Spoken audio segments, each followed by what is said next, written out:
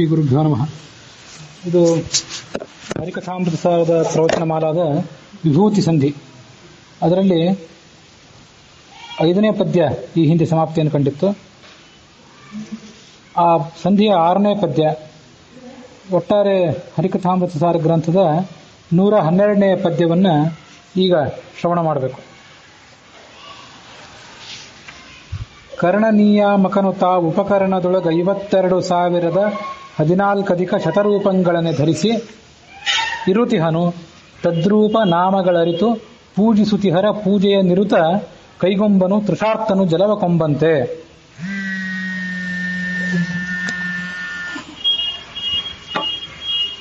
ಭಗವಂತ ಬೇರೆ ಬೇರೆಯ ವಸ್ತುಗಳಲ್ಲಿ ಯಾವ್ಯಾವ ರೂಪದಿಂದ ಇರ್ತಾನೆ ಮತ್ತು ಎಷ್ಟು ರೂಪದಿಂದ ಇರ್ತಾನೆ ಅಂತ ಅನ್ನೋದನ್ನು ಈ ಹಿಂದೆ ಶ್ರವಣ ಮಾಡಿದ್ವಿ. ಶಾಲಗ್ರಾಮದಲ್ಲಿ 5,535 ರೂಪದಿಂದ ಇರ್ತಾನೆ. ಪ್ರತಿಮಾದಲ್ಲಿ 513 ರೂಪಗಳಿಂದ ಇರ್ತಾನೆ ಅಂತ ಶ್ರವಣ ಮಾಡಿದ್ವಿ. ಮುಂದೆ ಉಪಕರಣಗಳಲ್ಲಿ ಪೂಜೆಗೆ ಯಾವ್ಯಾವ ಸಾಮಗ್ರಿಗಳನ್ನು ನಾವು ಉಪಯೋಗ ಮಾಡ್ತೀವಿ ಅವುಗಳಲ್ಲಿ ಭಗವಂತ ಇರುವಂಥ ರೂಪಗಳ ಸಂಖ್ಯೆಯನ್ನು ಇಲ್ಲಿ ತಿಳಿಸ್ತಾರೆ. ಕರ್ಣ ನಿಯಾಮಕನು ತಾ. ಕರ್ಣ ಅಂದರೆ 10 ಇಂದ್ರಿಯಗಳು. ಈ 10 ಇಂದ್ರಿಯಗಳಿಗೂ ಭಗವಂತ ನಿಯಾಮಕ. ಅದಲ್ಲದೆ ಪೂಜಾ ಸಾಮಗ್ರಿಗಳಿಗೂ ಕೂಡ ಆತನೇ ನಿಯಾಮಕ. ಪೂಜಾ ಮಾಡಲಿಕ್ಕೆ ಅಂತ ಒಬ್ಬ ವ್ಯಕ್ತಿ ಭಗವಂತನ ಎದುರಿಗೆ ಕೂತ್ಕೊಂಡ್ರೆ ಆತನ 5 ಕರ್ಮೇಂದ್ರಿಯಗಳು, 5 ಜ್ಞಾನೇಂದ್ರಿಯಗಳು, ಮನಸ್ಸು, ಆತ್ಮ ಇದೆಲ್ಲ ಆ ಪೂಜೆಯಲ್ಲೇ ತೊಡಗಬೇಕು. ಪೂಜೆಯಲ್ಲೇ ತೊಡಗಿ ಆ ವ್ಯಕ್ತಿ ತನ್ನ ಎದುರಿಗಿರುವಂಥ ತುಳಸಿ, ಗಂಧ, ಜಲ, ಉಳಿದ ಲೋಹದ ಮತ್ತು ಕಟ್ಟಿಗೆಯ ಉಪಕರಣಗಳನ್ನು ಬಳಕೆ ಮಾಡಿಕೊಂಡು ಪೂಜಾ ಮಾಡಬೇಕು. ಈ ಎಲ್ಲ ಕರಣಗಳಿಗೂ ಕೂಡ ಕರ್ಣ ನಿಯಾಮಕನು ಅಂತಿದೆ. ಕರ್ಣ ಅಂದರೆ ಆ ಪೂಜಾ ಮಾಡುವ ವ್ಯಕ್ತಿಯ ಕರಣಗಳು, ಇಂದ್ರಿಯಗಳು. ಅದಲ್ಲದೆ ಆತ ಉಪಯೋಗ ಮಾಡುವಂಥ ಉಪಕರಣಗಳು. ಇವುಗಳೆಲ್ಲವನ್ನೂ ನಿಯಮನ ಮಾಡುವವನೇ ಅವನು, ಆ ಪರಮಾತ್ಮ. ಆತ ಉಪಕರಣದೊಳಗಿದ್ದಾನೆ. ಪೂಜಾಗೆ ಯಾವ್ಯಾವ ಉಪಕರಣಗಳು ನಾವು ಬಳಸ್ತೀವಿ ಅವುಗಳಲ್ಲಿ 52,114 ರೂಪಗಳನ್ನು ಧರಿಸಿ ಇದ್ದಾನೆ. ಅದಕ್ಕಾಗಿ ಅವನನ್ನ ನಿಶುಸೀದ ಗಣಪತೆ ಗಣೇಶುತ್ವಾಮ ಹುರ್ವಿಪ್ರಥಮಂ ಕವೀನಾಂ ಅಂತ ಸ್ತೋತ್ರ ಮಾಡ್ತೀವಿ. ನಿಶುಸೀದ ಗಣಪತೆ, ಗಣಗಳಿಗೆ, ಗಣ ಅಂದರೆ ಗುಂಪು, ಗುಂಪಿಗೆ ಅಧಿಪತಿಯಾದಂತಹ ಭಗವಂತನೇ ಇಲ್ಲಿ ಕೂತ್ಕೊಳ್ಬಾ, ಕೂತ್ಕೊಂಡು ಪೂಜೆ ಮುಗಿಯುವ ತನಕ ಇಲ್ಲೇ ಸ್ಥಿರನಾಗಿದ್ದು ನನ್ನ ಪೂಜೆಯನ್ನು ಸ್ವೀಕಾರ ಮಾಡುವಂತ ಅವನನ್ನು ನಾವು ಪ್ರಾರ್ಥನೆ ಮಾಡ್ತೇವೆ. ಅಲ್ಲಿ ಗಣಗಳು, ಗುಂಪುಗಳು ಅಂತಂದ್ರೆ ಇಂದ್ರಿಯಗಳ ಗುಂಪು ಅಂತ ಅರ್ಥ.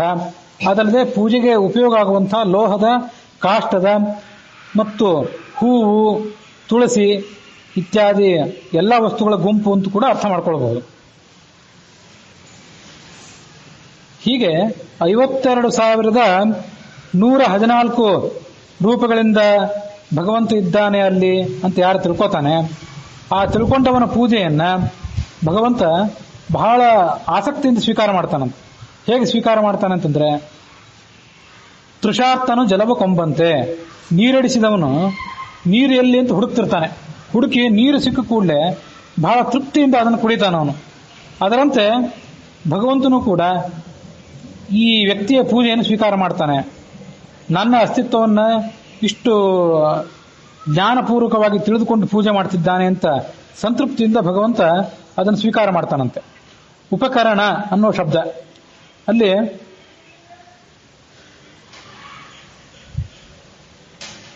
ನ ಅಂತನ್ನೋದು 5ಕ್ಕೆ ಸಂಕೇತ. ಅದು ಟವರ್ಗದ ಅನುನಾಸಿಕಾಕ್ಷರ. ನ ಅಂತನ್ನೋದು 5ಕ್ಕೆ ಸಂಕೇತ, ರ ಅನ್ನೋದು 2ಕ್ಕೆ ಸಂಕೇತ, ಕ ಅನ್ನೋದು 1ಕ್ಕೆ ಸಂಕೇತ, ಪ ಅಂತನ್ನೋದು ಅದು ಪವರ್ಗದ 1ನೇ ಅಕ್ಷರ. ಪವರ್ಗದ 1ನೇ ಅಕ್ಷರ ಆದ್ರಿಂದ ಅದು 1ಕ್ಕೆ ಸಂಕೇತ. ಮುಂದೆ ಹೂ ಅಂತನ್ನೋದು 4ಕ್ಕೆ ಸಂಕೇತ.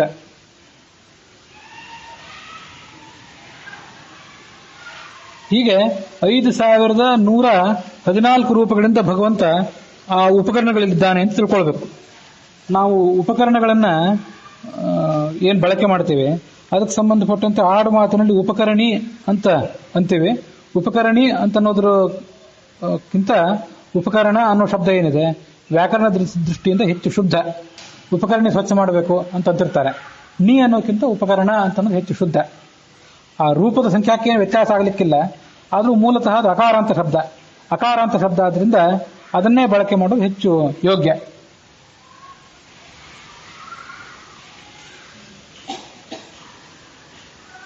ದ್ವಿಪಂಚಾಶತ್ಸಹಸ್ರಂತು ಶತೋತ್ತರ ಚತುರ್ದಶ ರೂಪೈ ಪ್ರಧಾನ ಚಿತ್ತಸ್ಥಃ ಪೂಜೆ ಚುರುದ ಮಾರ್ತವತ್. ಭಗವಂತ ಇಷ್ಟು ಆಸಕ್ತಿಯಿಂದ ಆತನ ಪೂಜೆಯನ್ನು ಸ್ವೀಕಾರ ಮಾಡ್ತಾನಂತೆ. ಹಿಂದೊಂದ್ಸರಿ ಹೇಳಿದ್ದೆ, ಕೆಲವು ಸಂಪ್ರದಾಯಗಳಲ್ಲಿ, ಶ್ರೀವೈಷ್ಣವ ಸಂಪ್ರದಾಯದಲ್ಲಿ ಈ ಉಪಕರಣಗಳನ್ನು ಸ್ವಚ್ಛ ಮಾಡುವಾಗ ಕೆಲವು ನಿರ್ದಿಷ್ಟ ಪದ್ಯಗಳನ್ನು ಹಾಡಬೇಕು ಅಂತಿದೆ. ಅಷ್ಟನ್ನೆಲ್ಲ ಹಾಡ್ತಾ ಆ ಪದ್ಯಗಳನ್ನು ಸಂಕೀರ್ತನೆ ಮಾಡ್ತಾ ಆ ಉಪಕರಣಗಳನ್ನು ಸ್ವಚ್ಛ ಮಾಡಿದರೆ ಆಮೇಲೆ ಅವುಗಳನ್ನು ಒರೆಸಿಟ್ರೆ ಅವಾಗ ಮಾತ್ರ ಅದು ಮಡಿ ಅಂತ ಸಂಪ್ರದಾಯ ಇದೆ. ನಮ್ಮಲ್ಲಿ ಅಂಥ ಸಂಪ್ರದಾಯ ಬಂದಿಲ್ಲ, ಕಡ್ಡಾಯ ಅಂತ ಸಂಪ್ರದಾಯ ಅಂತ ಬಂದಿಲ್ಲ. ಆದರೂ ಅಂಥ ಸಂಸ್ಕೃತಿ, ಅಂಥ ಧರ್ಮಗಳನ್ನು ಬೇರೆ ಬೇರೆ ಕಡೆಯಿಂದ ಅರಿತುಕೊಂಡು ಅದನ್ನು ಆಚರಣೆ ತಂದ್ಕೋಬೇಕು. ನಮ್ಮಲ್ಲಿ ಕನ್ನಡದ ಮರಾಠಿ ಹಾಡುಗಳು ಹೇಗೆ ಕಂಡು ಬರ್ತಾವಲ್ಲ ಹೆಂಗಿಳೆಯರ ಬಾಯಲ್ಲಿ, ಅದರಂತೆ ಶ್ರೀವೈಷ್ಣವರ ಸಂಪ್ರದಾಯದಲ್ಲಿ ತಮಿಳಿನ ಹಾಡುಗಳು, ದ್ರಾವಿಡ ಪ್ರಬಂಧ ಅಂತ ಇನ್ನೊಂದು ಬಾರಿ ಹೇಳಿದ್ದೆ, ಅಂಥ ಹಾಡುಗಳನ್ನು ಹಾಡೋದು ಕಂಡು ಬರ್ತದೆ. ಆ ಹಾಡುಗಳನ್ನು ಹಾಡ್ತಾ ಅವರು ಆ ಉಪಕರಣಗಳನ್ನು ಸ್ವಚ್ಛ ಮಾಡ್ತಾರಂತೆ. ಹೀಗೆ ಇಷ್ಟು ರೂಪಗಳಿಂದ ಭಗವಂತ ಉಪಕರಣಗಳಲ್ಲಿದ್ದಾನೆ.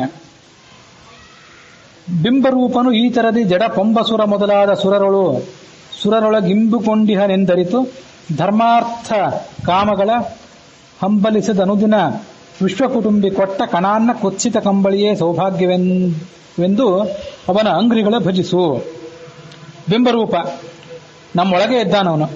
ನಮ್ಮೊಳಗಿರುವಂತಹ ಬಿಂಬರೂಪನ ಅಂತ ಹರಿ ಜಡ ವಸ್ತುಗಳಲ್ಲಿದ್ದಾನೆ, ಚೇತನ ವಸ್ತುಗಳಲ್ಲಿದ್ದಾನೆ. ಚೇತನ ವಸ್ತುಗಳಲ್ಲಿ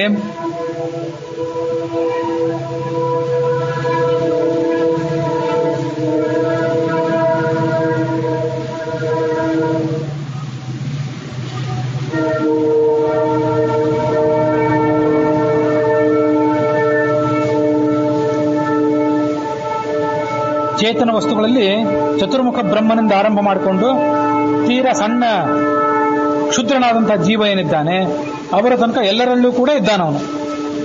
ಹೀಗಿದ್ದಾನೆ ಅಂತ ತಿಳ್ಕೊಳ್ಬೇಕು. ತಿಳ್ಕೊಂಡು ಯಾವುದನ್ನು ಅಪೇಕ್ಷೆ ಪಡಬಾರ್ದು.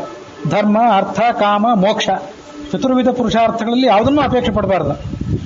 ಭಗವಂತ ತಾನಾಗಿ ಏನು ಕೊಡ್ತಾನೆ ಅದನ್ನು ಸ್ವೀಕಾರ ಮಾಡಬೇಕು. ಹೊರತಾಗಿ ಇಂಥದ್ದು ಬೇಕು ಇಂಥದ್ದು ಬೇಡ ಅಂತ ಯಾವುದನ್ನು ಅಪೇಕ್ಷೆ ಪಡಬಾರ್ದು.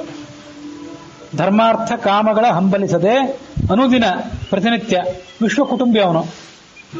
ಅವನಿಗೆ ತನ್ನವರು ಬೇರೆಯವರು, ಈ ಮತದವರು ಆ ಮತದವರು ಅನ್ನುವಂಥ ವ್ಯತ್ಯಾಸ ಇಲ್ಲ. ಇಡೀ ವಿಶ್ವವೇ ಅವನ ಕುಟುಂಬ. ವಿಶ್ವವೇ ಅವನ ಕುಟುಂಬ ಆದ್ದರಿಂದ ಅವನಿಗೆ ಯಾರ್ಯಾರಿಗೆ ಏನೇನು ಕೊಡಬೇಕು ಅಂತ ಸ್ಪಷ್ಟವಾಗಿ ಗೊತ್ತಿದೆ. ಗೊತ್ತಿರೋದ್ರಿಂದ ಆತ ಏನು ಕೊಟ್ಟರು ಅದು ಆತ ನಮಗೆ ಮಾಡಿರುವಂತಹ ಅನುಗ್ರಹ ಅಂತ ತಿಳ್ಕೊಳ್ಬೇಕು. ಕೊಟ್ಟ ಕಣಾನ್ನ ಕುಚ್ಚಿದ ಕಂಬಳಿ. ಕಣಾನ್ನ ಹಿಂದೆ ಯಾವಾಗ ಒಂದು ಒಳ್ಳೆ ಅನ್ನ ಕೊಟ್ಟಿದ್ದ, ತಿಂದ್ವಿ. ಇವತ್ತು ಕಣ ಅನ್ನ ಕೊಟ್ಟ, ತೀರಾ ಕ್ಷುದ್ರವಾದಂತಹ ಅನ್ನ, ಯಾವುದೋ ಕಡಿಮೆ ಗುಣಮಟ್ಟದ ಅನ್ನ, ಕಡಿಮೆ ಗುಣಮಟ್ಟದ ಆಹಾರ, ಅದಕ್ಕೆ ಕಣ ಅನ್ನ ಅಂತ ಅನ್ಬೇಕು. ಕುಚ್ಚಿತ ಕಂಬಳಿ, ಹೊತ್ಕೊಳ್ಳಿಕ್ಕೆ ಸರಿಯಾದಂತಹ ಕಂಬಳಿ, ಚಾದರು ಮೊದಲಾದವು ಇಲ್ಲದೆ ಇರಬಹುದು. ಆದರೆ ಏನಿದೆಯೋ ಅದನ್ನೇ ಆತನೇ ಕೊಟ್ಟಿದ್ದು ಅಂತ ತಿಳ್ಕೊಳ್ಬೇಕು. ಸೌಭಾಗ್ಯವೆಂದು ಅವನ ಅಂಗ್ರಿಗಳ ಭಜಿಸು, ಅವನ ಪಾದಕಮಲಗಳನ್ನು ಪೂಜೆ ಮಾಡುವ.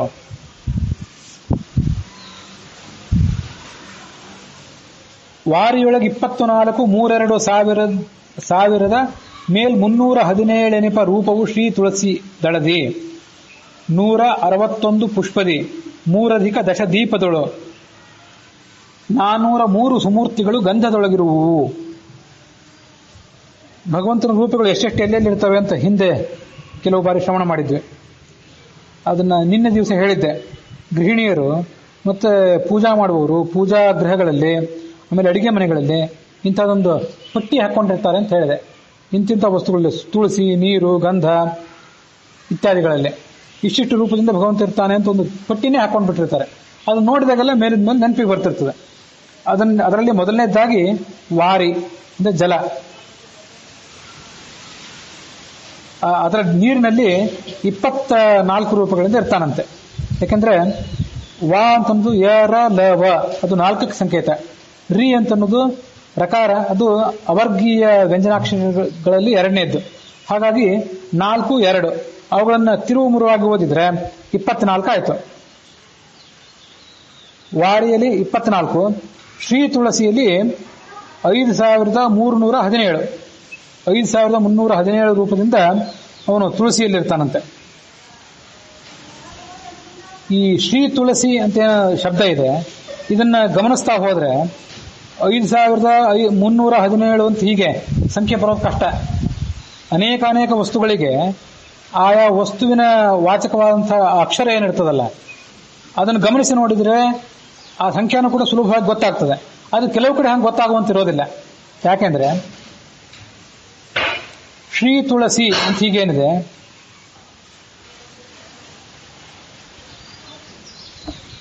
ಶ್ರೀ ಅಂತ ಅನ್ನೋದು ಶ ಮತ್ತು ರಕಾರಗಳ ಸಂಯುಕ್ತಾಕ್ಷರ. ಅದು 7ಕ್ಕೆ ಸಂಕೇತ. ಶ ಅಂತ ಅನ್ನೋದು 5ಕ್ಕೆ ಸಂಕೇತ. ಯ ರ ಲ ವ ಶ, ಶ 5ಕ್ಕೆ ಸಂಕೇತ, ರ ಅನ್ನೋದು 2ಕ್ಕೆ ಸಂಕೇತ. ಹಾಗಾಗಿ ಒಟ್ಟಾರೆ ಶ್ರೀ ಅನ್ನೋದು 7ಕ್ಕೆ ಸಂಕೇತ. ತು ಅಂತ ಅನ್ನೋದು ತವರ್ಗದ ಮೊದಲನೇ ಅಕ್ಷರ ಆದ್ರಿಂದ 1ಕ್ಕೆ ಸಂಕೇತ. ಯ ರ ಲ 3ಕ್ಕೆ ಸಂಕೇತ. ಅಲ್ಲಿ ತನಕ ಎಲ್ಲ ಸರಿಯಾಯಿತು. ಆದರೆ ಸಿ ಅಂತ ಅನ್ನೋದು 5ಕ್ಕೆ ಸಂಕೇತ ಅಂತ ನಾವು ತಿಳ್ಕೊಳ್ಳಿಕ್ಕೆ ಆ ಸಂಖ್ಯಾ ದೃಷ್ಟಿಯಿಂದ ಸ್ವಲ್ಪ ಕಷ್ಟವೇ. ಯಾಕಂದ್ರೆ ಯ ರ ಲ ವ ಶ ಶ ಸ, ಸ ಅನ್ನೋದು 7ಕ್ಕೆ ಸಂಕೇತ. ಆ ದೃಷ್ಟಿಯಿಂದ ಈ ಸಂಖ್ಯೆ ಒಂದು ಸ್ವಲ್ಪ ಹಿಂದೆ ಮುಂದಾಗೋ ಸಾಧ್ಯತೆ ಇದೆ. 5317 ಆಗೋ ಬದಲು 7317 ಆಗೋ ಸಾಧ್ಯತೆ ಇದೆ. ಆದರೆ ಇಂಥ ಕೆಲವು ಅಪರೂಪದ ಸಂದರ್ಭದಲ್ಲಿ ಆ ಅಕ್ಷರದಿಂದ ಸೂಚಿತ ಆಗುವಂಥ ಸಂಖ್ಯೆ ಏನಿರ್ತದಲ್ಲ ಅದನ್ನು ಬಿಟ್ಟು ಬಿಡಬೇಕು. ಬಿಟ್ಟು ಕೇವಲ ಶಾಸ್ತ್ರದಲ್ಲಿ ಹೇಳಿದ್ದಾರೆ ಅಂತ ಅಷ್ಟನ್ನೇ ಗ್ರಹಣ ಮಾಡಿ 5317 ಅಂತ ಪರಿಗಣನೆ ಮಾಡಬೇಕು. ಮುಂದೆ ಪುಷ್ಪದಲ್ಲಿ, ಹೂವಿನಲ್ಲಿ 161 ರೂಪಗಳಿಂದ ಪುಷ್ಪ ಅಂತನಲ್ಲಿ ಪ ಶ ಪ ಈಗ 3 ಅಕ್ಷರಗಳಿವೆ.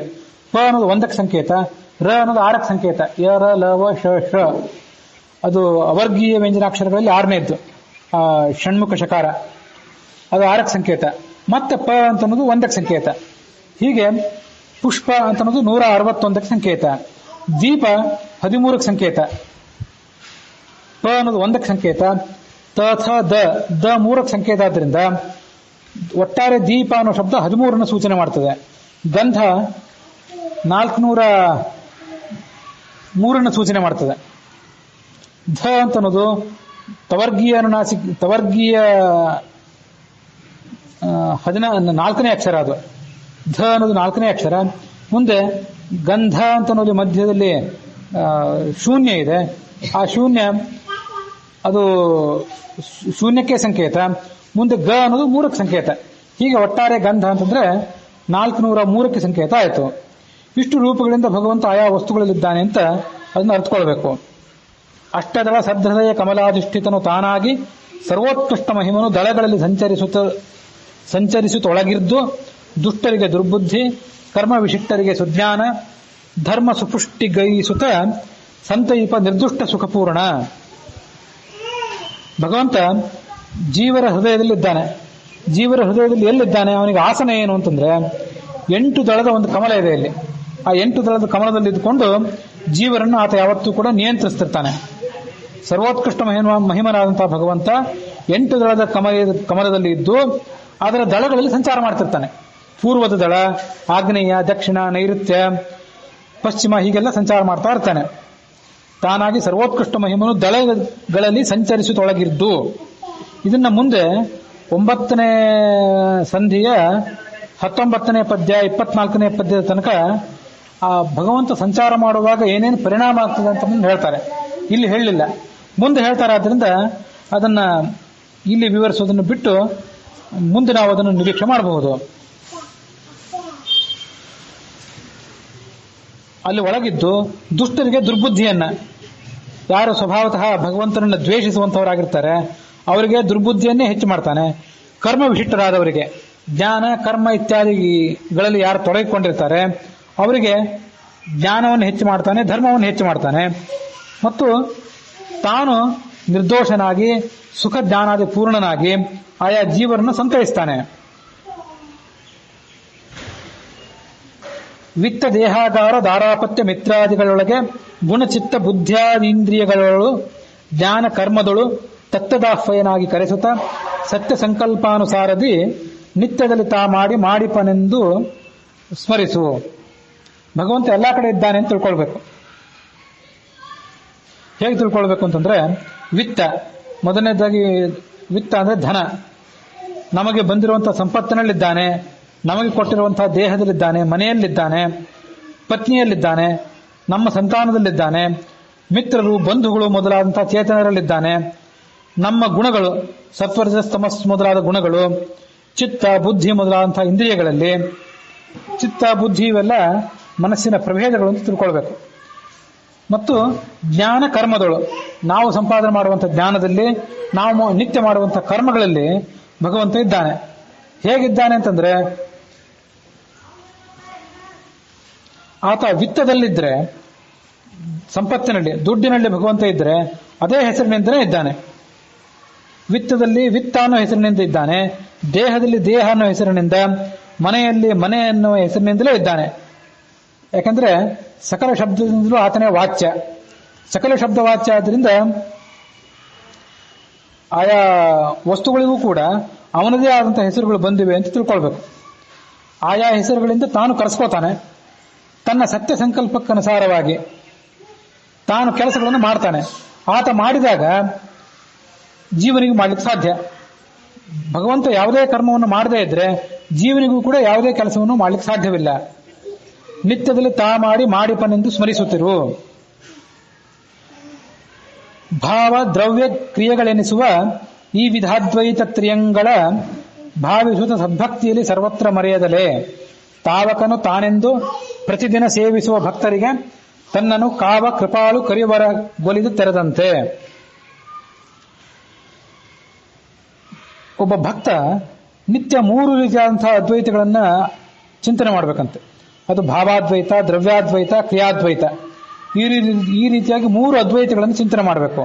ಚಿಂತನೆ ಮಾಡಿ ಆ ಭಗವಂತನ ಎದುರಿಗೆ ನಾನು ನಿನ್ನವನು ಅಂತ ಅವನನ್ನ ಮೆಚ್ಚಿಸ್ಲಿಕ್ಕೆ ಪ್ರಯತ್ನ ಪಡಬೇಕು. ಅಂಥ ಭಗವಂತನಿಗೆ ಈ 3 ವಿಧವಾದಂತಹ ಅದ್ವೈತದ ಚಿಂತನೆಯನ್ನು ಯಾರು ಮಾಡ್ತಾನೆ ಅವನಿಗೆ ಭಗವಂತ ಹೇಗೆ ಒಲಿತಾನೆ? ಕಾವ ಕೃಪಾಳು ಕರಿವರ ಗೊಲಿದ ತೆರೆದಂತೆ. ಆ ಗಜೇಂದ್ರ ಸಂಕಷ್ಟದಲ್ಲಿ ಸಿಕ್ಕಿತ್ತು. ಗಜೇಂದ್ರ ಸಂಕಷ್ಟದಲ್ಲಿ ಸಿಲುಕಿದಾಗ ಅದು ತನ್ನನ್ನು ತಾನು ಕಾಪಾಡಿಕೊಳ್ಳಿಕ್ಕೆ ಪ್ರಯತ್ನ ಪಟ್ಟಿತ್ತು. ಆದರೆ ಅಶಕ್ತವಾದಾಗ ಭಗವಂತನನ್ನೇ ಮೊರೆ ಹೋಗ್ತು. ಆಗ ಭಗವಂತ ಕೂಡಲೇ ಅಲ್ಲಿ ಬಂದು ಅದನ್ನು ಹೇಗೆ ಉದ್ಧರಿಸಿದ್ನೋ ಅದರಂತೆ ತನ್ನ ಭಕ್ತರನ್ನು ಭಗವಂತ ಉದ್ಧರಿಸ್ತಾನೆ. ಈ 3 ವಿಧವಾದಂತಹ ಅದ್ವೈತ ಅಂತ ಏನು ಬಂತಲ್ಲ, ಈ 3 ವಿಧವಾದಂತಹ ಅದ್ವೈತದ ಒಂದು ವಿವರಣ ಹೀಗೆ ನಾವು ಅದನ್ನ ಕೇಳ್ತೀವಿ ಭಾಗವತದಲ್ಲಿ. ಭಾಗವತದ 7ನೇ ಸ್ಕಂದದ 16ನೇ ಅಧ್ಯಾಯದಲ್ಲಿ 63, 64, 65 ಈ ಶ್ಲೋಕಗಳಲ್ಲಿ ಅದರ ವಿವರಣೆ ಇದೆ. ಕಾರ್ಯ ಕಾರಣ ವಸ್ತೈಕ್ಯ ದರ್ಶನಂ ಪಟತಂತುವತ್ ಅವಸ್ತುತ್ವಾದಿ ಕಲ್ಪಸ್ಯ ಭಾವಾದ್ವೈತಂ ತದುಚ್ಯತೆ. ನೂಲಿನಿಂದ ಬಟ್ಟೆ ಆಗ್ತದೆ, ಬಂಗಾರದ ಗಟ್ಟಿಯಿಂದ ಬಂಗಾರದ ಆಭರಣಗಳನ್ನು ನಿರ್ಮಾಣ ಮಾಡ್ತಾರೆ, ಕಟ್ಟಿಗೆಯಿಂದ ಮೇಜು ಕುರ್ಚಿ ಮೊದಲಾದಂತಹ ಗೃಹೋಪಯೋಗಿ ವಸ್ತುಗಳನ್ನು ತಯಾರು ಮಾಡ್ತಾರೆ. ಇಲ್ಲಿ ಆ ಮೂಲ ವಸ್ತು ಏನಿರ್ತದಲ್ಲ ಅದನ್ನು ಉಪಾದಾನ ಕಾರಣ ಅಂತ ಕರೀತಾರೆ. ಕಟ್ಟಿಗೆ, ಬಂಗಾರದ ಗಟ್ಟಿ, ನೂಲು ಇವುಗಳೆಲ್ಲದಕ್ಕೂ ಉಪಾದಾನ ಕಾರಣಗಳು ಅಂತ ಕರೀತಾರೆ. ಅಥವಾ ಕಾರಣ ಅಂತ ಅದನ್ನು ಸರಳವಾದ ಶಬ್ದದಿಂದ ನಾವು ನೆನ್ಪಿಟ್ಕೋಬಹುದು. ಆ ಕಾರಣದಿಂದ ನೂಲಿನಿಂದ ಬಟ್ಟೆ ಅಂತ ಒಂದು ಕಾರ್ಯ, ಬಂಗಾರದ ಗಟ್ಟಿಯಿಂದ ಬಂಗಾರದ ಆಭರಣಗಳು ಅವು ಕಾರ್ಯಗಳು, ಹಾಗೆ ಕಟ್ಟಿಗೆಯಿಂದ ಮೇಜು ಕುರ್ಚಿ ಮೊದಲಾದಂತಹ ವಸ್ತುಗಳು ಅವುಗಳನ್ನ ಕಾರ್ಯ ಅಂತ ಕರಿತೇವೆ. ಅಂತೂ ಕಾರಣಗಳಿಂದ ಕಾರ್ಯ ಹುಟ್ಟೋದು ಈ ಜಗತ್ತಿನಲ್ಲೆಲ್ಲ ಕಂಡಿದೆ. ಶೂನ್ಯದಿಂದ ಏನೂ ಸೃಷ್ಟಿ ಆಗಲಾರದು. ಪ್ರತಿಯೊಂದಕ್ಕೂ ಒಂದು ಕಾರಣ ಬೇಕು. ಆ ಕಾರಣದಿಂದಲೇ ಕಾರ್ಯ ಹುಟ್ಟೋದು ಜಗತ್ತಿನಲ್ಲಿ ಕಂಡಿದೆ. ಈ ಕಾರಣ ಕಾರ್ಯ ಇವೆರಡರಲ್ಲೂ ಕೂಡ ಭಗವಂತನೇ ಇದ್ದಾನೆ. ಎರಡರಲ್ಲೂ ಇದ್ದು ಆ ಕಾರಣದಿಂದ ಕಾರ್ಯ ಹುಟ್ಟುವಂತೆ ಆತ ಮಾಡ್ತಾನೆ. ಕಾರ್ಯ ಕಾರಣ ವಸ್ತೈಕ್ಯ ದರ್ಶನಂ. ಮೂಲತಃ ಆ ನೂಲನ್ನು ಬಿಟ್ಟು ಬಟ್ಟೆ ಇಲ್ಲ. ಬಟ್ಟೆ ಹುಟ್ಟಿತು ಅಂದ ಮೇಲೆ ನೂಲಿಗೆ ಆ ನೂಲಿನ ಅಸ್ತಿತ್ವ ಕೊನೆಗೊಂಡಿತು ಅಂತಿಲ್ಲ. ಒಂದು ಆಭರಣವನ್ನು ತಯಾರು ಮಾಡಿದ್ರೆ ಆ ಬಂಗಾರಲ್ಲಿ ನಾಶ ಆಗ್ತದಂತಿಲ್ಲ. ಬಂಗಾರವನ್ನು ಬಿಟ್ಟು ಆಭರಣಕ್ಕೆ ಅಸ್ತಿತ್ವ ಇಲ್ಲ, ನೂಲನ್ನು ಬಿಟ್ಟು ಬಟ್ಟೆಗೆ ಅಸ್ತಿತ್ವ ಇಲ್ಲ. ಹಾಗಾಗಿ ಮೂಲತಃ ಈ ಕಾರ್ಯಕಾರಣಗಳೆರಡೂ ಕೂಡ ಒಂದೇ.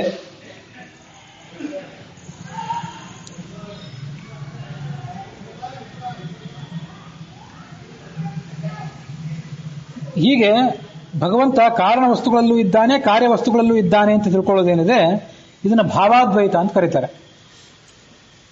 ಮುಂದೆ ಕ್ರಿಯಾದ್ವೈತ ಅಂತ ಕರೀತಾರೆ, ಅದೊಂದು ಎರಡನೇದ್ದು. ಯದ್ಬ್ರಹ್ಮಣಿ ಪರೇ ಸಾಕ್ಷಾತ್ ಸರ್ವಕರ್ಮ ಸಮರ್ಪಣಂ ಮನೋ ವಾಕ್ ತನುಭಿ ಪಾರ್ಥ ಕ್ರಿಯಾದ್ವೈತಂ ತದುಚ್ಯತೆ. ಮನಸ್ಸಿನಿಂದ, ವಾಕ್ನಿಂದ ಮತ್ತು ಶರೀರದಿಂದ, ಶರೀರದ 5 ಕರ್ಮೇಂದ್ರಿಯಗಳು, 5 ಜ್ಞಾನೇಂದ್ರಿಯಗಳು, ಇವುಗಳ ಮೂಲಕ ಏನು ಕರ್ಮ ಮಾಡ್ತೀವಿ ಅದನ್ನೇ ಮನೋ ವಾಕ್ ತನುಭಿಹಿ ಅಂತ ಅಲ್ಲಿ ವಿಸ್ತರಿಸಿ ಹೇಳಿದ್ದು. ಹೀಗೆ ಮನಸ್ಸಿನಿಂದ, ವಾಣಿಯಿಂದ, ಶರೀರದಿಂದ ಯಾವ್ಯಾವ ಕರ್ಮಗಳನ್ನು ಮಾಡ್ತೀವಿ ಈ ಎಲ್ಲ ಕರ್ಮಗಳನ್ನು ಕೂಡ ಭಗವಂತನೇ ಮಾಡಿಸಿದ. ಬಿಂಬರೂಪನಾಗಿ ಒಳಗೆ ಆತ ಇದ್ದ. ಆದ್ರಿಂದಲೇ ಪ್ರತಿಬಿಂಬರಾದಂತಹ ಜೀವನು ಕೂಡ ಕರ್ಮಗಳನ್ನು ಮಾಡಲಿಕ್ಕೆ ಶಕ್ತನಾದ. ಗೊಂಬೆ ಆಡಿಸುವವನು ಒಳಗಿದ್ದು ಗೊಂಬೆ ಆಡಿಸಿದ್ರೆ ಆ ಹೊರಗಿರುವಂತಹ ಗೊಂಬೆ ಕೈಕಾಲುಗಳಲ್ಲಿ ನಾವು ಚಲನೆಯನ್ನು ಕಾಣಬಹುದು. ಅದರಂತೆ ಬಿಂಬರೂಪನಾದಂತಹ ಹರಿ ಕ್ರಿಯಾ ಮಾಡಿದಾಗ ಒಳಗಿರುವಂತಹ ನಮ್ಮಲ್ಲಿ ಹೊರಗಿರುವಂತಹ ನಮ್ಮಲ್ಲಿ ಕ್ರಿಯಾ. ಹೀಗೆ ಆ ಕ್ರಿಯೆಗಳನ್ನು ಮಾಡಿಸುವವನೆಲ್ಲ ಭಗವಂತನೇ, ಸರ್ವಕರ್ಮಗಳು ಕೂಡ ಅವನಧೀನ ಅಂತ ತಿಳ್ಕೊಳ್ಬೇಕು. ಅದಕ್ಕಾಗಿಯೇ ಪ್ರತಿಯೊಂದು ಕಾರ್ಯ ಆದ ಕೂಡಲೇ ಕೃಷ್ಣಾರ್ಪಣ ಅಂತೀವಿ ಅಥವಾ ಬ್ರಹ್ಮಾರ್ಪಣ ಅಂತಂತೀವಿ. ಕರ್ಮಗಳ ಆರಂಭದಲ್ಲೂ ಕೂಡ ಭಗವಂತನ ಪ್ರೀತಿಗಾಗಿ, ಭಗವಂತನ ಪ್ರೇರಣೆಯಿಂದಾಗಿ ಕರ್ಮ ಮಾಡ್ತಿದ್ದೇವೆ ಅಂತ ಸಂಕಲ್ಪ ಮಾಡ್ತೀವಿ. ಕರ್ಮ ಮುಗಿದ ಮೇಲೂ ಕೂಡ ಅವನಿಗೆ ಅರ್ಪಣೆ ಅಂತಂತೀವಿ. ಇದೆಲ್ಲವೂ ಕೂಡ ಕ್ರಿಯಾದ್ವೈತನೇ, ಭಾವಾದ್ವೈತ, ಕ್ರಿಯಾದ್ವೈತ. ಮುಂದೆ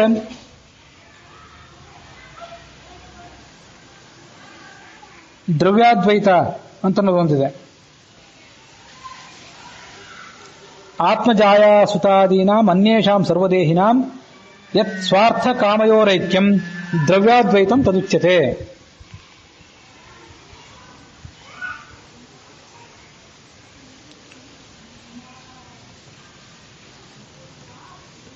ಜೀವನಿಗೆ, ಆತನಿಗೆ ಪ್ರತಿನಿತ್ಯ ಸುತ್ತಮುತ್ತಲು ಅನೇಕ ಜನರ ಸಂಪರ್ಕ ಬಂದಿರ್ತದೆ. ಪತ್ನಿ, ಪುತ್ರ ಮೊದಲಾದವರು, ಅವರನ್ನೆಲ್ಲ ದ್ರವ್ಯ ಅಂತ ಕರಿತೀವಿ ನಾವು. ದ್ರವ್ಯ ಅಂತಂದ್ರೆ ಕೇವಲ ಜಡವಸ್ತುಗಳು ಅಂತ ಅರ್ಥ ಅಲ್ಲ, ಚೇತನ ವಸ್ತುಗಳನ್ನು ಕೂಡ ದ್ರವ್ಯ ಅಂತಲೇ ಕರಿತೇವೆ. ನಾವು ನಮಗೆ ಸಂಬಂಧಪಟ್ಟಂತಹ ಪತ್ನಿ, ಪುತ್ರ ಇತ್ಯಾದಿಗಳನ್ನ ಬಹಳ ಪ್ರಿಯರು, ನಮಗೆ ಬೇಕಾದವರು ಅಂತ ನಾವು ಅವ್ರ ಬಗ್ಗೆ ಒಂದು ಅನುಬಂಧವನ್ನ, ಒಂದು ಹೊಂದಾಣಿಕೆಯನ್ನು, ಮಾನಸಿಕ ಹೊಂದಾಣಿಕೆಯನ್ನು ತೋರಿಸ್ತೇವೆ. ಅದು ಅಲ್ಲಿ ಮಾತ್ರ ಅಲ್ಲ, ಅನ್ಯೇಷಾಂ ಸರ್ವದೇಹಿನಾಂ, ನಮ್ಮವರನ್ನು ಮಾತ್ರ ನಾವು ಪ್ರೀತಿಸೋದಲ್ಲ, ತನಗೆ ಸಂಬಂಧಪಡದೇ ಇರುವಂತಹ ಬೇರೆಯವರೇನಿದ್ದಾರೆ ಅವರೂ ಕೂಡ ಭಗವಂತನ ಅಧೀನರೇ ಆಗಿದ್ದಾರೆ ಅಂತ ತಿಳಿದುಕೊಂಡು ಅವರನ್ನ ನಾವು ಪ್ರೀತಿಸಲಿಕ್ಕೆ ಕಲಿಯಬೇಕು. ಅದು ಈ ದ್ರವ್ಯಾದ್ವೈತ. ನಮಗೆ ಸಂಬಂಧಪಟ್ಟಂತಹ ವಸ್ತುಗಳು, ಪರರಿಗೆ ಸಂಬಂಧಪಟ್ಟಂತಹ ವಸ್ತುಗಳು, ಎಲ್ಲಾ ಕಡೆ ಭಗವಂತನೇ ಇದ್ದಾನೆ ಅಂತ ತಿಳಿದುಕೊಂಡು ಸಮಚಿತ್ತನಾಗಿರಬೇಕು. ಯತ್ ಸ್ವಾರ್ಥ ಕಾಮಯೋರೈಕ್ಯಂ ದ್ರವ್ಯಾದ್ವೈತಂ ತದುಚ್ಯತೆ. ಹೀಗೆ 3 ವಿಧವಾದಂತಹ ಅದ್ವೈತ ಇದೆ. ಆ 3 ವಿಧವಾದಂತಹ ಅದ್ವೈತವನ್ನು ಕೂಡ ಸಾಧಕನಾದವನು ತನ್ನ ಜೀವನದಲ್ಲಿ ಅನುಷ್ಠಾನಕ್ಕೆ ತರಬೇಕು. ಬಾಂಧಳವೆ ಮೊದಲಾದುದು ಒಂದರೊಳಗೊಂದರಲ್ಲಿ ಪೂಜಾ ಸುಸಾಧನವೆಂದೆನಿಸುವ ಪದಾರ್ಥಗಳು ಬಗೆ ಬಗೆಯ ನೂತನದಿ ಸಂದಣಿಸಿಕೊಂಡಿಹವು. ಧ್ಯಾನಕ್ಕೆ ತಂದಿನಿತು ಚಿಂತಿಸಿ ಸದಾ ಗೋವಿಂದ ನರ್ಚಿಸಿ ನೋಡು ನಲಿದಾಡು ಕೊಂಡಾಡು. ನಮ್ಮ ಸುತ್ತಮುತ್ತಲು ಪಂಚಮಹಾಭೂತಗಳಿವೆ, ಪೃಥ್ವಿ, ಅಪು, ತೇಜಸ್ಸು, ವಾಯು, ಆಕಾಶ ಅಂತ. ಈ 5 ಮಹಾಭೂತಗಳಲ್ಲಿ ಈ ಪೂಜಾ ಸಾಧನ ಅನಿಸ್ಕೊಂಡಿರುವಂತಹ ದ್ರವ್ಯಗಳು ಎಲ್ಲ ಕಡೆ ಹೊಂದಾಣಿಕೆ ಮಾಡಿಕೊಂಡಿವೆ. ನಾವು ನಿತ್ಯ ಪೂಜೆಗಾಗಿ ಉಪಯೋಗ ಮಾಡುವಂತಹ ವಸ್ತುಗಳಿಗೆ ಈ ಆಕಾಶ, ಪೃಥ್ವಿ, ತೇಜಸ್ಸು, ವಾಯು, ಆಕಾಶ ಇವುಗಳು ಇಲ್ಲದೇ ಇದ್ರೆ ಇವುಗಳ ಅಸ್ತಿತ್ವವೇ ಸಾಧ್ಯವಿಲ್ಲ. ಸುತ್ತಮುತ್ತಲು ಆಕಾಶ ಇದೆ, ಜಾಗ ಇದೆ, ಆದ್ರಿಂದ ನಾವು ಕೂತಿದ್ದೇವೆ. ನಮ್ಮ ಪೂಜಾ ಸಾಮಗ್ರಿಗಳನ್ನು ಕೂಡ ಅಲ್ಲಿ ನಾವು ವ್ಯವಸ್ಥೆ ಮಾಡಿಕೊಂಡಿದ್ದೇವೆ.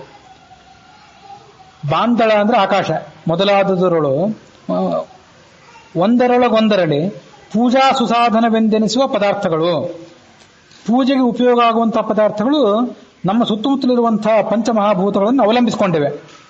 ಹೀಗೆ ಅಂತ ತಿಳಿದುಕೋ. ಧ್ಯಾನಕ್ಕೆ ತಂದು ಪಂಚಮಹಾಭೂತಗಳ ಒಂದು ವಿಸ್ತಾರ ನಮ್ಮ ಸುತ್ತಮುತ್ತಲೇನಿದೆ ಅದನ್ನು ಧ್ಯಾನಕ್ಕೆ ತಂದುಕೋ. ಗೋವಿಂದನನ್ನ ಅರ್ಚನೆ ಮಾಡು, ನೋಡು, ನಲಿದಾಡು ಕೊಂಡಾಡು. ಈ ಪೂಜಾ ಸಾಮಗ್ರಿಗಳನ್ನೆಲ್ಲ ನಮಗೆ ಒದಗಿಸಿದವನು ಅವನೇ ಅಂತ ತಿಳಿದುಕೋ. ಜಲಜನಾಭನ ಮೂರ್ತಿ ಮನದಲ್ಲಿ ನೆಲೆಗೊಳಿಸಿ ನಿಶ್ಚಲ ಭಕುತಿಯಲ್ಲಿ ಚಳಿ ಬಿಸಿಲು ಮಳೆ ಗಾಳಿಗಳ ನಿಂದಿಸದೆ ನಿತ್ಯದಲ್ಲಿ ನೆಲದಲ್ಲಿಹ ಗಂಧವೇ ಸುಗಂಧವು ಜಲವೇ ರಸ ರೂಪವೇ ಸುದೀಪವು ಎಲ್ಲರೂ ಚಾಮರ ಶಬ್ದ ವಾದ್ಯಗಳರ್ಪಿಸಲು ಒಲಿವ.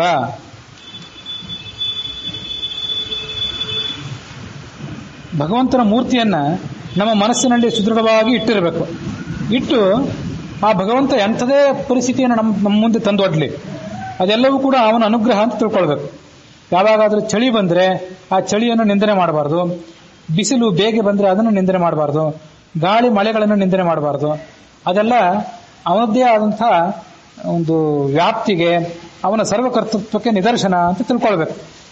ತಿಳ್ಕೊಂಡು ಪೂಜಾ ಮಾಡಬೇಕಾದ್ರೆ ಹೇಗೆ ಪೂಜಾ ಮಾಡಬೇಕು ಅಂತಂದ್ರೆ, ನಾವು ನಿತ್ಯ ಪೂಜಾ ಮಾಡುವಾಗ ಸಾಣೆಕಲ್ಲಿನ ಮೇಲೆ ಗಂಧ ತೇಯ್ತೇವೆ, ಜಲ ತರ್ತೀವಿ, ದೀಪ ಹಚ್ಚುತ್ತೇವೆ, ಚಾಮರ ಬೀಸ್ತೀವಿ ಮತ್ತು ನಾನಾ ಥರದ ವಾದ್ಯಗಳನ್ನು ಭಗವಂತನಿಗೆ ನುಡಿಸಿ ಆತನ ಸೇವಾ ಮಾಡ್ಲಿಕ್ಕೆ ಪ್ರಯತ್ನ ಪಡ್ತೀವಿ. ಇದೆಲ್ಲ ಇದ್ರೆ ಸರಿ.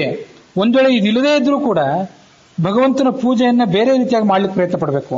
ಹೇಗೆ ಮಾಡಬೇಕು? ನಾವು ಆ ಕಡೆ ಈ ಕಡೆ ಸಂಚಾರ ಮಾಡುವಾಗ ಪೃಥ್ವಿಯಲ್ಲಿರುವಂತಹ ನಾನಾ ಥರದ ಸುಗಂಧ ಇದೆಲ್ಲ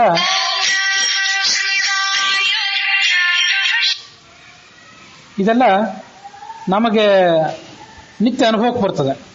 ಆ ನಿತ್ಯ ಅನುಭವಕ್ಕೆ ಬಂದಾಗ ಆ ಸುಗಂಧವೇ ಭಗವಂತನಿಗೆ ಅರ್ಪಿತವಾದಂಥ ಸುಗಂಧ ಅಂತ ತಿಳ್ಕೊಳ್ಬೇಕು. ಹಾಗಾಗಿ ಪ್ರತ್ಯೇಕವಾದಂಥ ಸುಗಂಧ ಆತನಿಗೆ ಬೇಕಾಗಿಲ್ಲ. ಜಲವೇ ರಸ, ರಸ ಅಂತನೋದು ಸಿಹಿ ಕಹಿ ಖಾರ ಮೊದಲಾದಂಥ ರಸಗಳೇನಿವೆ, ಇದೆಲ್ಲ ಅಂಥ ಎಲ್ಲ ಭಕ್ಷ್ಯ ಭೋಜ್ಯಗಳನ್ನು ಭಗವಂತನಿಗೆ ಅರ್ಪಣೆ ಮಾಡ್ಲಿಕ್ಕೆ ಆಗದೇ ಇದ್ರು ನಮ್ಮ ಸುತ್ತಮುತ್ತಲು ದೊರೆಯುವಂತಹ ಹೇರಳವಾಗಿ ದೊರೆಯುವಂತಹ ನೀರೇನಿದೆ ಆ ನೀರೇ ಭಗವಂತನಿಗೆ ರಸ, ಅದೇ ಆತನಿಗೆ ಅರ್ಪಿತ ಅಂತ ತಿಳ್ಕೊಳ್ಬೇಕು. ರೂಪವೇ ಉತ್ತಮ ದೀಪ. ನಾನಾ ಥರದ ರೂಪಗಳನ್ನು ನಿತ್ಯ ನಾವು ನೋಡ್ತಿರ್ತೀವಿ ನಮ್ಮ ಸುತ್ತಮುತ್ತಲು. ನಿಸರ್ಗದಲ್ಲಿರುವಂತಹ ಪ್ರಾಣಿ ಪಕ್ಷಿ ಮನುಷ್ಯರು, ಮೊನ್ನೆ ಹೇಳಿದರು ಜಲಚರಗಳು, ಭೂಚರಗಳು ಮತ್ತು ಆಕಾಶಚರಗಳು, ಹೀಗೆ ನಾನಾ ಥರದ ಜೀವಗಳಿವೆ, ಚೇತನಗಳಿವೆ ಮತ್ತು ಅದೆಷ್ಟೋ ಅಚೇತನ ವಸ್ತುಗಳಿವೆ. ಅಲ್ಲೆಲ್ಲ ನಾನಾ ಥರದ ಸುಂದರವಾದಂಥ ರೂಪ ಇದೆ. ಈ ರೂಪವೇ ಭಗವಂತನಿಗೆ ದೀಪ ಅಂತ ತಿಳ್ಕೊಳ್ಬೇಕು. ಗಾಳಿಯೇ ಚಾಮರ, ಸುತ್ತಮುತ್ತಲು ಬೀಸುವಂಥ ಗಾಳಿ ಏನಿದೆ ಇದು ಭಗವಂತನಿಗೆ ನಾವು ಮಾಡುವಂಥ ಚಾಮರ ಸೇವಾ. ನಿಸರ್ಗ ಭಗವಂತನಿಗೆ ಮಾಡುವಂಥ ಚಾಮರ ಸೇವಾ ಅಂತ ತಿಳ್ಕೊಳ್ಬೇಕು. ಒಂದ್ ವೇಳೆ ನಾವು ತಿಳ್ಕೊಳ್ಳದೇ ಇದ್ರು ನಿಸರ್ಗ ತಾನಾಗೆ ಮಾಡೇ ಮಾಡ್ತಿರ್ತದೆ. ನಾವು ಅದರಲ್ಲಿ ಭಾಗಿಯಾದ್ರೆ ನಮಗೊಂದು ಸ್ವಲ್ಪ ಪುಣ್ಯ ಅಷ್ಟೇ. ದೇವಾಲಯದಲ್ಲಿ ಪೂಜಾ ನಡೀತಿರ್ತದೆ, ಪ್ರವಚನ ನಡೀತಿರ್ತದೆ, ಮತ್ತಾರೋ ಏನೇನೋ ಧಾರ್ಮಿಕ ಕಾರ್ಯಗಳನ್ನು ಮಾಡ್ತಿರ್ತಾರೆ. ಅವ್ರು ಮಾಡೋರು ಮಾಡೇ ಮಾಡ್ತಿರ್ತಾರೆ. ಅದರಿಂದ ಅವ್ರಿಗೆ ಬರಬೇಕಾದಂತಹ ಪುಣ್ಯ ಪ್ರಾಪ್ತಿ ಆಗೇ ಆಗ್ತಿರ್ತದೆ. ನಾವಲ್ಲಿ ಹೋಗಿ ಕೈ ಜೋಡಿಸಿದ್ರೆ ಒಂದು ಸ್ವಲ್ಪ ಕಿವಿ ಕೊಟ್ಟರೆ ನಮಗೆ ಪುಣ್ಯ. ಅದರಂತೆ ನಿಸರ್ಗ ಪ್ರಕೃತಿ ಏನಿದೆ ಅದು ನಿತ್ಯ ಭಗವಂತನ ಪೂಜಾ ಮಾಡೇ ಮಾಡ್ತಿರ್ತದೆ. ಪೃಥ್ವಿಯಲ್ಲಿರುವಂತಹ ಗಂಧವೇ ಅದು, ಆ ಗಂಧವನ್ನು ಭಗವಂತನಿಗೆ ಅರ್ಪಣೆ ಮಾಡ್ತದೆ. ನೀರಿನಲ್ಲಿರುವಂತಹ ರಸವನ್ನು ಭಗವಂತನಿಗೆ ಅರ್ಪಣೆ ಮಾಡ್ತದೆ. ಸುಂದರವಾದಂತಹ ರೂಪವನ್ನೆಲ್ಲ ದೀಪ ಅಂತ ಅರ್ಪಣೆ ಮಾಡ್ತದೆ. ಗಾಳಿ ಬೀಸುವಾಗ ಅದನ್ನೇ ಚಾಮರ ಅಂತ ಭಗವಂತನಿಗೆ ಆ ನಿಸರ್ಗ ಅರ್ಪಣೆ ಮಾಡ್ತದೆ. ಶಬ್ದವೇ ವಾದ್ಯಗಳು, ನಾನಾ ಥರದ ಶಬ್ದಗಳೇನಿವೆ ಇವೆಲ್ಲ ಭಗವಂತನ ವೈಭವವನ್ನು ಸೂಚನೆ ಮಾಡಲಿಕ್ಕೆ ನಾವು ಉಪಯೋಗ ಮಾಡುವಂತಹ ವಾದ್ಯಗಳು ಅಂತ ತಿಳ್ಕೊಳ್ಬೇಕು. ನಿಸರ್ಗ ಮಾಡೇ ಮಾಡ್ತಿರ್ತದೆ. ನಾವೊಂದು ಸ್ವಲ್ಪ ನಮ್ಮ ಪಾತ್ರವನ್ನು ಅಲ್ಲಿ ಕೊಟ್ಟರೆ ಅದರ ಲಾಭವನ್ನು ಪಡ್ಕೊಳ್ಬೇಕು ನಾವು ಕೂಡ. ಚಳಿ ಬಿಸಿಲು ಮಳೆ ಗಾಳಿಗಳ ನಿಂದಿಸದೆ ನಿತ್ಯದಲ್ಲಿ ಮನುಷ್ಯ ತನಗೆ ಹಿತಕರವಾದಂಥ ವಾತಾವರಣ ಬೇಕು ಅಂತ ಅಪೇಕ್ಷೆ ಪಡ್ತಾನೆ. ಯಾವತ್ತು ಸ್ವಲ್ಪ ವಾತಾವರಣ ಅಸ್ತವ್ಯಸ್ತ ಆದರೆ ಅದನ್ನು ಆತ ಸಹಿಸೋದಿಲ್ಲ. ಆದರೆ ಅಂಥ ಪ್ರವೃತ್ತಿ ಸಲ್ಲದು ಅಂತ ಉಪನಿಷತ್ತು ಮನುಷ್ಯನನ್ನು ಎಚ್ಚರಿಸಿದೆ.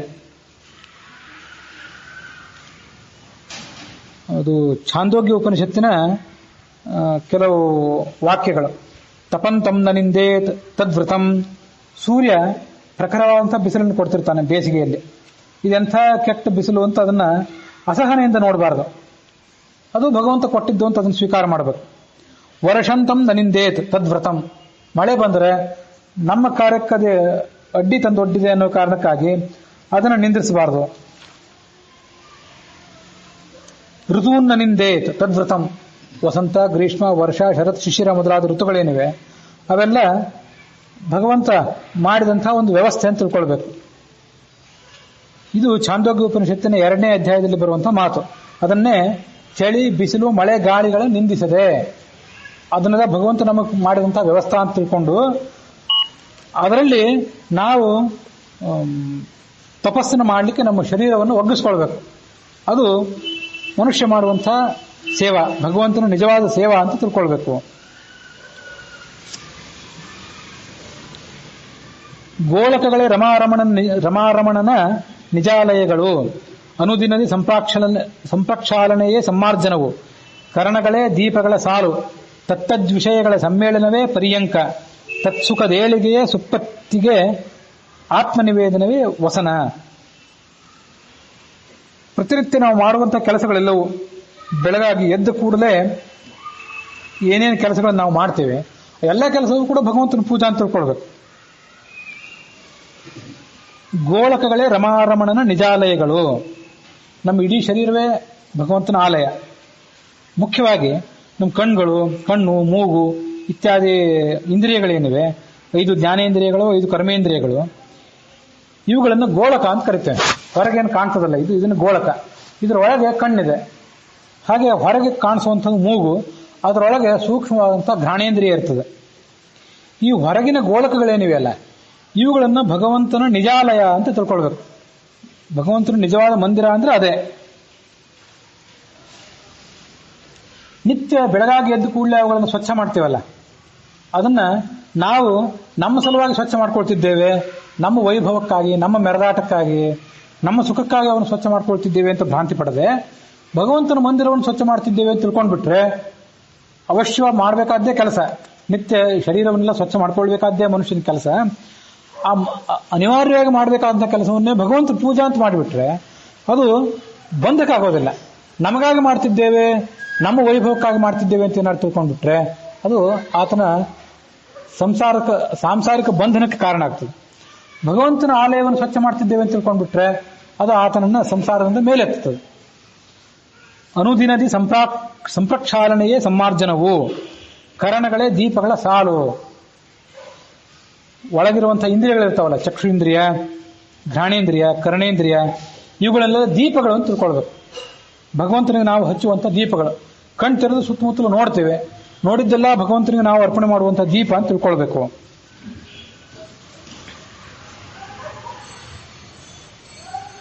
ತತ್ತದ್ ವಿಷಯಗಳ ಸಮ್ಮೇಳನವೇ ಪರ್ಯಂಕ. ಭಗವಂತನಿಗೆ ನಾವು ಮಂಚ ಹಾಸಬೇಕು. ಮಂಚ ಸಿದ್ಧ ಮಾಡಿ ಆ ಮಂಚದ ಮೇಲೆ ಸುಪ್ಪತ್ತಿಗೆಯನ್ನು ಹಾಸಿ ಭಗವಂತನನ್ನು ಕೂಡಿಸಬೇಕು. ತತ್ತದ್ ವಿಷಯಗಳ ಸಮ್ಮೇಳನವೇ. ನಮ್ಮ ಇಂದ್ರಿಯಗಳನ್ನ ಆಯಾ ವಿಷಯದ ಕಡೆ ನಾವು ಮುಟ್ಟಿಸ್ತೇವೆ. ಕಣ್ ತೆರೆದು ಒಂದು ರೂಪದ ಕಡೆ ನೋಡ್ತೇವೆ, ಕಿವಿ ಕೊಟ್ಟು ಒಂದು ಶಬ್ದವನ್ನು ಆಲಿಸ್ತೇವೆ, ಹಾಗೆ ನಾಲಿಗೆಯಿಂದ ನಾನಾ ಥರದ ರಸಗಳನ್ನು ಸವಿಯುತ್ತೇವೆ. ಈ ಪ್ರವೃತ್ತಿ ಏನಿದೆಯಲ್ಲ, ಈ ಪ್ರವೃತ್ತಿಯೇ ಪರ್ಯಂಕ. ಭಗವಂತನಿಗೆ ನಾವು ಹಾಸುವಂತ ಒಂದು ಮಂಚ, ಭಗವಂತನಿಗೆ ಸಿದ್ಧ ಮಾಡುವಂಥ ಮಂಚ ಅಂತ ತಿಳ್ಕೊಳ್ಬೇಕು. ತತ್ಸುಖದ ಏಳಿಗೆ ಸುಪ್ಪತ್ತಿಗೆ. ನಮಗೆ ಸುಖ ಆಗ್ತದೆ ಹೌದು, ತಿಂದಾಗ, ನೋಡಿದಾಗ, ಮುಟ್ಟಿದಾಗ ನಮಗೇ ಸುಖ ಆಗ್ತದೆ ಹೌದು. ಆದರೆ ಆ ಸುಖ ಏನಿದೆ ನಮಗಾಗುವಂಥ ಸುಖ ಅಂತ ಮೈ ಮರ್ತು ಬಿಡಬಾರ್ದು. ನಾವು ಭಗವಂತನಿಗೆ ಸಿದ್ಧ ಮಾಡಿರುವಂಥ ಮಂಚ ಏನಿದೆ, ಮಂಚದ ಮೇಲೆ ಹಾಸಿರುವಂಥ ಸುಪ್ಪತ್ತಿಗೆ ಇದು ಮೃದುವಾದಂಥ ಹಾಸಿಗೆ ಅಂತ ತಿಳ್ಕೊಳ್ಬೇಕು. ಆತ್ಮನಿವೇದನವೇ ವಸನ. ಕೊನೆಯದಾಗಿ ಭಗವಂತನಿಗೆ ನಮ್ಮನ್ನು ನಾವು ಅರ್ಪಣೆ ಮಾಡ್ಕೋಬೇಕು. ಭಗವಂತನಿಗೆ ನಮ್ಮನ್ನು ನಾವು ಅರ್ಪಣೆ ಮಾಡ್ಕೊಂಡ್ಬಿಟ್ರೆ ಅದು ಭಗವಂತನಿಗೆ ನಾವು ಹಾಸುವಂತ, ಅವನಿಗೆ ಆತನ ಹೆಗಲ ಮೇಲೆ ಹೊದಿಸುವಂತ ವಸ್ತ್ರ ಅಂತ ತಿಳ್ಕೊಳ್ಬೇಕು. ಕೊನೆಯದಾಗಿ ಮಂಚ ಸಿದ್ಧ ಮಾಡಿ ಮಂಚದ ಮೇಲೆ ಹಾಸಿಗೆಯನ್ನು ಹಾಸಿ ಅದರ ಮೇಲೆ ಭಗವಂತನನ್ನು ಕೂಡಿಸಿ ಅದರ ಮೇಲೆ ವಸ್ತ್ರವನ್ನು ಆತನಿಗೆ ಹಾಸ್ತೇವೆ. ಹೀಗೆ ಕೊನೆಯದಾಗಿ ಭಗವಂತನಿಗೆ ನಮ್ಮನ್ನು ನಾವೇನು ಅರ್ಪಣೆ ಮಾಡ್ಕೊಳ್ತೇವೆ, ಅಲ್ಲಿಗೆ ಆ ಭಗವಂತನಿಗೆ ನಾವು ಮಾಡುವಂತಹ ಸೇವಾ ಸಮಾಪ್ತ ಆಗಿದೆ ಅಂತ ತಿಳ್ಕೊಳ್ಬೇಕು. ಪಾಪಕರ್ಮವು ಪಾದುಕೆಗಳು, ಅನುಲೇಪನವು ಸತ್ಪುಣ್ಯ, ಶಾಸ್ತ್ರಾಲಾಪನವೇ ಶ್ರೀ ತುಳಸಿ, ಸುಮನೋವೃತ್ತಿಗಳೇ ಸುಮನ, ಕೋಪ ಧೂಪವು ಭಕ್ತಿ ಭೂಷಣ, ವ್ಯಾಪಿಸಿದ ಸದ್ಬುದ್ಧಿ ಛತ್ರವು, ದೀಪವೇ ಸುಜ್ಞಾನ, ಆರಾರ್ಥಿಗಳೇ ಗುಣಕಥನ. ಪೂಜಾ ಅಂದ್ರೆ ಹೇಗೆ? ಗರ್ಭಗೃಹದಲ್ಲಿ ದೇವರ ಮುಂದೆ ಕೂತ್ಕೊಂಡು ಪೂಜಾ ಮಾಡ್ತೀವಲ್ಲ, ಅದಷ್ಟೇ ಪೂಜಾ ಅಲ್ಲ, ನಿತ್ಯ ನಾವು ಮಾಡುವಂಥ ಕೆಲಸಗಳನ್ನೆಲ್ಲವೂ ಪೂಜಾ ಅಂತ ತಿಳ್ಕೊಳ್ಬೇಕು ಅಂತ ಹೇಳಿದ್ರು. ಅದಕ್ಕೆ ಉದಾಹರಣೆ ಏನಂತಂದ್ರೆ, ಪಾಪಕರ್ಮವು ಪಾದುಕೆಗಳು. ಮನುಷ್ಯ ಏನು ಪಾಪಕರ್ಮಗಳನ್ನು ಮಾಡ್ತಾನಲ್ಲ, ಭಗವಂತನೇ ನಾನು ಮಾಡುವಂಥ ಕೆಟ್ಟ ಕೆಲಸಗಳೆಲ್ಲ ನಿನ್ನ ಪಾದುಕೆ ಅಂತ ಅವನಿಗೆ ಅರ್ಪಣೆ ಮಾಡಿಬಿಡ್ಬೇಕು. ಸತ್ಕರ್ಮಗಳನ್ನು ಅರ್ಪಣೆ ಮಾಡ್ತೇವೆ. ಸಂಧ್ಯಾ ವಂದನೆ, ದೇವ್ರ ಪೂಜಾ, ಯಜ್ಞಯಾಗಾದಿಗಳನ್ನೆಲ್ಲ ಅರ್ಪಣೆ ಮಾಡಿ ಕೃಷ್ಣಾರ್ಪಣ ಅಂತೇವೆ. ಪಾಪಕರ್ಮವನ್ನು ಹೇಗೆ ಭಗವಂತನಿಗೆ ಅರ್ಪಣೆ ಮಾಡಬೇಕು? ಯಾಕೆಂದ್ರೆ ಒಳ್ಳೆಯ ಕೆಲಸವನ್ನು ಭಗವಂತನಿಗೆ ಅರ್ಪಣೆ ಮಾಡಿದಾಗ ಆಯ್ತು, ಇನ್ನು ಮುಂದಿನ ಒಳ್ಳೆ ಕೆಲಸ ಮಾಡ್ತಿರು ಅಂತ, ಅದೇ ಒಳ್ಳೇದಾಗಲಿ ಅಂತ ಆಶೀರ್ವಾದ ಮಾಡ್ತಾನೆ. ಪಾಪ ಕೆಲಸಗಳನ್ನು ಭಗವಂತನಿಗೆ ಅರ್ಪಣೆ ಮಾಡಿಬಿಟ್ರೆ ಪಾಪನೇ ಹೆಚ್ಚಾಗಲಿ ಅಂತ ಆಶೀರ್ವಾದ ಮಾಡಿಬಿಡ್ತಾನೋ ಹೇಗೆ ಅಂತಂದ್ರೆ ಹಾಗಲ್ಲ. ಪಾಪಕರ್ಮಗಳು ಪಾದುಕೆಗಳು ಇದ್ದಂತೆ. ಭಗವಂತನಿಗೆ ಅಥವಾ ಯಾರನ್ನಾದ್ರೂ ಜ್ಞಾನಿಗಳಾದವ್ರನ್ನ ಕರೆದು ಪಾದುಕೆ ದಾನ ಕೊಡ್ತೇವಲ್ಲ, ಪಾದುಕೆ ದಾನ ಯಾಕೆ ಕೊಡ್ತೇವೆ ಅಂತಂದ್ರೆ, ಮೊನ್ನೆ ದಿವಸ ಹೇಳಿದೆ, ಈ ಪಾದುಕೆಗಳನ್ನ ತಲೆ ಮೇಲೆ ಇಟ್ಕೊಳ್ಬೇಡಿ. ನಾವು ಕೊಟ್ಟಂತಹ ವಸ್ತ್ರಗಳನ್ನ ಮತ್ತು ರುಮಾಲು ಇತ್ಯಾದಿಗಳನ್ನ ತಲೆ ಮೇಲೆ ಧಾರಣೆ ಮಾಡಿ, ಎಲ್ಲೆಲ್ಲಿ ಯಾವ್ಯಾವ್ದನ್ನ ಹಾಕೊಳ್ಬೇಕೋ ಅದನ್ನ ಅಲ್ಲಲ್ಲೇ ಹಾಕೊಳ್ಬೇಕು. ಪಾದುಕೆಗಳನ್ನು ಕೊಟ್ಟರೆ ಅದನ್ನ ಕಾಲಿಗೆ ಹಾಕೊಳ್ಳಿ, ಕಾಲಿಗೆ ಹಾಕೊಂಡು ಅದನ್ನು ಸವಿಸಿಬಿಡಿ. ಮತ್ತು ಮುಂದಿನ ವರ್ಷ ಮತ್ತೊಂದು ಬೇಸಿಗೆ ಬಂದಾಗ ಇನ್ನೊಂದು ದಾನ ನನಗೆ ಸಾಧ್ಯ ಆದ್ರೆ ಕೊಡ್ತೇನೆ ಅಂತ ಸಂಕಲ್ಪ ಮಾಡ್ತೇವೆ. ಅದರಂತೆ ಭಗವಂತನ ಎದುರಿಗೆ ಪಾಪಕರ್ಮಗಳನ್ನು ಯಾಕೆ ಅರ್ಪಣೆ ಮಾಡೋದು ಅಂದ್ರೆ, ನಾವು ಮಾಡೋ ಪಾಪಕರ್ಮಗಳನ್ನು ನಿನ್ನ ಕಾಲಿನ ಅಡಿಯಲ್ಲಿ ಹಾಕೊಂಡು ಅದನ್ನು ಸವಿಸಿಬಿಡು, ಮುಗಿದು ಹೋಗಲಿ. ಅದರದ್ದು ಸವಿಸಲಿಕ್ಕೆ ಇರೋದು ಪಾದರಕ್ಷೆ. ಹಾಗೆ ಕ್ಷೀಣ ಆಗಿ ಮತ್ತೆಂದು ಪಾಪಕರ್ಮಗಳು ಮೇಲೆ ಹೇಳಬಾರದು. ಅದೇ ಪಾಪಕರ್ಮದ ಸ್ವಭಾವ. ಅದನ್ನೇ ಪಾಪಕರ್ಮದ ಅರ್ಪಣ ಅಂತ ತಿಳ್ಕೊಳ್ಬೇಕು. ಪುಣ್ಯ ಕಾರ್ಯಗಳೇ ಗಂಧ. ಭಗವಂತನಿಗೆ ಗಂಧ ಯಾವುದು ಅಂದ್ರೆ, ನಾವು ನಿತ್ಯ ನೂರಾರು ಪುಣ್ಯಕರ್ಮಗಳನ್ನು ಮಾಡ್ತೀವಿ, ಅದೇ ಗಂಧ. ತುಳಸಿ ಇಲ್ಲದೆ ಯಾವತ್ತೂ ಪೂಜಾ ಮಾಡಬಾರ್ದು ಅಂತ ಹೇಳ್ತಿರ್ತಾರೆ. ಕೊನೆ ಪಕ್ಷ ತುಳಸಿ ಅಂತ ಬಾಯಿಂದಾದ್ರೂ ಅನ್ಬೇಕಂತೆ. ತುಳಸಿ ಇರದೇ ಇದ್ರೆ ಹಿಂದಿನ ದಿವಸ ನಿರ್ಮಾಣ ತುಳಸಿ ಇರ್ತದಲ್ಲ, ಅದನ್ನು ತೊಳೆದು ಅರ್ಚನೆ ಮಾಡಬೇಕು. ಅದೇನು ಇಲ್ಲದೆ ಇದ್ರೆ ತುಳಸಿ ಕಾಷ್ಟ ಇರ್ತದಲ್ಲ ಒಣಗಿದ್ದು, ಅದನ್ನಾದರೂ ಭಗವಂತನಿಗೆ ಅರ್ಪಣೆ ಮಾಡಬೇಕು. ಏನು ಇಲ್ಲದೆ ಇದ್ರೆ ತುಳಸಿ ಅಂತ ಬಾಯಿಂದ ಅಂತಿರಬೇಕು. ಭಗವಂತನಿಗೆ ಬಹಳ ಪ್ರೀತಿಕರವಾದದ್ದು ತುಳಸಿ, ಬಿಲ್ವ ಇವೆಲ್ಲ. ನಿತ್ಯ ಮಾಡುವಂತಹ ಕರ್ಮಗಳ ಪೈಕಿ ತುಳಸಿ ಯಾವುದು ಅಂದ್ರೆ, ಶಾಸ್ತ್ರಾಲಾಪನವೇ ಶ್ರೀ ತುಳಸಿ. ನಿತ್ಯ ಶಾಸ್ತ್ರದ ಆಲಾಪನ ಮಾಡ್ತಿರ್ತಾನಲ್ಲ, ಇನ್ನೊಬ್ಬರಿಗೆ ಶಾಸ್ತ್ರದ ಪ್ರವಚನ ಮಾಡ್ತಿರ್ತಾನೆ ಅಥವಾ ಶಾಸ್ತ್ರದ ಶ್ರವಣ ಮಾಡ್ತಾನೆ, ಇದಕ್ಕೆ ತುಳಸಿ ಅಂತಂತಾರೆ. ಭಗವಂತನಿಗೆ ಆ ತುಳಸಿ ಹೇಗೆ ಅತ್ಯಂತ ಪ್ರಿಯನೋ ಹಾಗೆ ಮನುಷ್ಯ ಮಾಡುವಂತಹ ಎಲ್ಲಾ ಕೆಲಸಗಳಲ್ಲಿ ಶಾಸ್ತ್ರದ ಪ್ರವಚನ, ಶಾಸ್ತ್ರದ ಶ್ರವಣ, ಪುರಾಣಗಳು, ವೇದಗಳು ಇತ್ಯಾದಿ ಶಾಸ್ತ್ರಗಳೇನಿವೆ ಅವುಗಳ ಶ್ರವಣ ಮತ್ತು ಪ್ರವಚನ ಭಗವಂತನಿಗೆ ಅತ್ಯಂತ ಪ್ರಿಯ. ಆದ್ರಿಂದ ದಾಸರು ಶಾಸ್ತ್ರ ಚಿಂತನವನ್ನು ತುಳಸಿಗೆ ಹೋಲಿಸಿದರು. ಮನಸ್ಸು ನಾನಾ ಥರದ ಆಲೋಚನೆ ಮಾಡ್ತಿರ್ತದೆ. ಮನಸ್ಸಿಗೆ ಯಾವತ್ತೂ ವಿಶ್ರಾಂತಿ ಅನ್ನೋದೇ ಇಲ್ಲ. ಅಲ್ಲಿ ಹೋಗಬೇಕು, ಹೀಗೆ ಮಾಡಬೇಕು ಅಂತ ನಾನಾ ಥರದ ಆಲೋಚನೆ ಮಾಡ್ತಿರ್ತದೆ. ಇವನ್ನೆಲ್ಲ ಪುಷ್ಪಗಳನ್ನು ತಿಳ್ಕೊಳ್ಬೇಕು. ಮನಸ್ಸಿನ ಕನಸುಗಳಿಗೆ ನೂರಾರು ಬಣ್ಣ, ಅದರಂತೆ ಹೂಗಳಿಗೆ ನೂರಾರು ಬಣ್ಣ. ಅದಕ್ಕಾಗಿ ಸುಮನೋವೃತ್ತಿಗಳೇ ಸುಮನ. ಮನಸ್ಸಿನ ವೃತ್ತಿಗಳು, ಅದರ ಚಟುವಟಿಕೆಗಳೇನಿವೆಲ್ಲ ಅವನು ಹೂವು ಅಂತ ತಿಳ್ಕೊಳ್ಬೇಕು. ಕೋಪವೇ ಧೂಪ. ನೋಡ್ರಿ,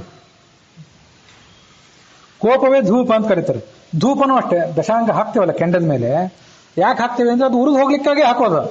ಸುಮ್ಮನೆ ನೀನು ಎದುರಿಗಿಟ್ಟಿದ್ದೇನೆ ಅದನ್ನು ಮೂಸಿ ಸಂತೋಷ ಪಡುವಂತ ಭಗವಂತನಿಗೆ ದಶಾಂಗದ ಡಬ್ಬಿನ ಯಾರೋ ಆತನ ಎದುರಿಗಿಡೋದಿಲ್ಲ.